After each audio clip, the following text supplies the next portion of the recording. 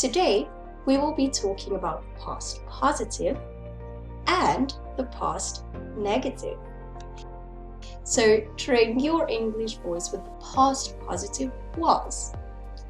Was is the past tense of the verb to be and is used with the singular forms I, he, she, and it. Let's have a look at these sentences. I was angry yesterday. He or she was happy yesterday. And it was tired yesterday. Some more examples of using the past positive was in sentences. I was tired. He or she was excited last night. And it was bored. So, let's have a look at the past positive were. Were is used with the plural forms you, we, and they. For example, you were angry yesterday. We were happy yesterday. And they were sad yesterday.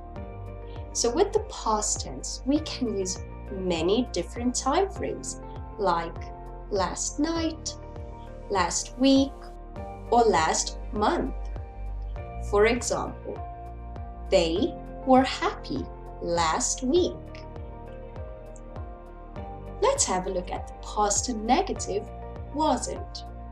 Wasn't means was not and is also used with the singular forms I, he, she, and it. For example, I wasn't happy yesterday. He or she wasn't sad yesterday. And it wasn't tired yesterday. Or I wasn't tired. He or she wasn't excited last night. Now the past negative weren't. Weren't is also used with the plural forms you, we, and they.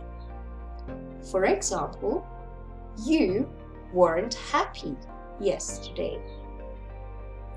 We weren't sad yesterday. And they weren't angry yesterday. One more example of using the past negative weren't in a sentence. We weren't excited last night.